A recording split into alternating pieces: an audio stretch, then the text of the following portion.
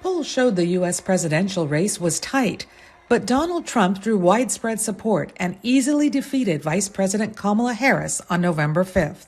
They came from all corners, union, non-union, African American, Hispanic American, Asian American, Arab American, Muslim American. We had everybody. Trump overcame 34 felony convictions for falsifying business records to become the first Republican presidential candidate in 20 years to win the popular vote. Why some candidates are Teflon covered and others are not, I can't answer the question for you. Why, Donald Trump's record, for instance, of infidelity and problems with some of the criminal stuff has not stuck to him. What has stuck is the recurring message Trump has communicated to voters for years. And that is, I hear you. I understand your struggle. I understand that things are not as good as they could be, and I'd like to help you out. I'd like to make it easier.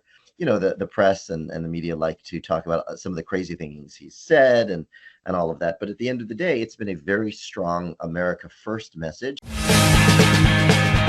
All right, we're rolling. Good to see you, sir. Trump's campaign targeted key audiences, often through podcasts and social media, that drew millions of views. They targeted young men. They targeted those that didn't vote.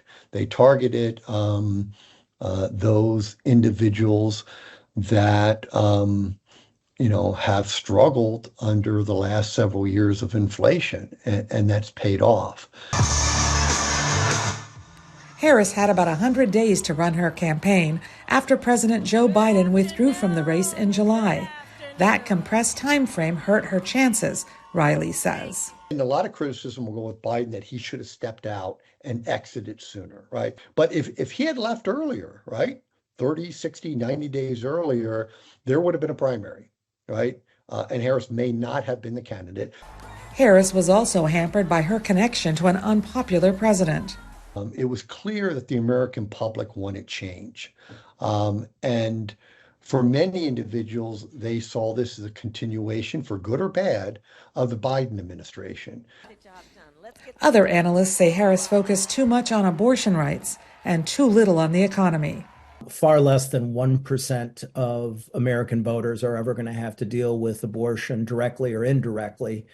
All voters have to deal with inflation, gas prices, home energy prices, less take-home pay. There's no way to calculate how much, if at all, being a woman of color hurt Harris.